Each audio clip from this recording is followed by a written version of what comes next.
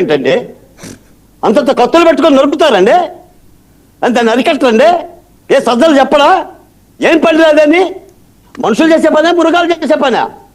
తప్పే ఉంది వర్మ గారు మేము మాట్లాడటంలో. పోనీ ఏ రాజకీయ పార్టీ అయినా చేస్తుందా? తెలంగాణలో చూశారు కదా, ఎన్ని రాజకీయ పార్టీలు లేవు. ఈ విధమైన భాష కానీ, ఈ విధమైన వ్యాఖ్యానం కానీ, ఈ విధమైన చేష్టలు కానీ ఎవరు కూడా లేపుతెత్తారండి? మీరు పోలీసులు కూడా లేపుతెత్తారా? మీరు ఉన్నప్పుడు పోలీసులు లేరా?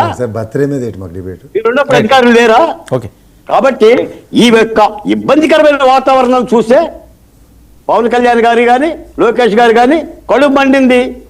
ఇలాంటి వాటికి క్షమించమన్నారు. తప్పే ఉందండి వర్మ గారు. బాల్కోటి గారు ఏంటి శ్రవణ గారు డైరెక్ట్ గా ఆడారోళ్ళు, సొల్లుగాళ్ళు, సోదిగాళ్ళు చెప్పించి కొట్టాలి ముఖ్యమంత్రి, ఉప ముఖ్యమంత్రిని అంటున్నారు.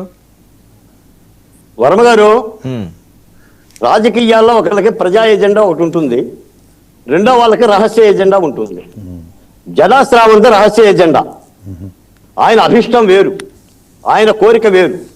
ఆయన రాజకీయాలు చేయడానికి పార్టీ పెట్టాల, ఏదో ఒక రాజకీయ పార్టీకి సేవ చేయటానికో ఊడిగం చేయటానికో పెట్టిన పార్టీ. ఒక జడ్జి స్థానంలో ఉండి అలా మాట్లాడకూడదు. నేనైతే వినలేదు. నాకు చాలా మంది మిత్రులు ఫోన్ చేసి ఇప్పుడే చెప్పారు ఆయన ప్రెస్ మీట్ పెట్టిండనని. నేనైతే వినలేదు, మీ డిబేట్ ద్వారా వింటున్నా. నాకైతే అర్థం కావట్లేదు. అంబేద్కర్ బొమ్మని అడ్డం పెట్టుకొని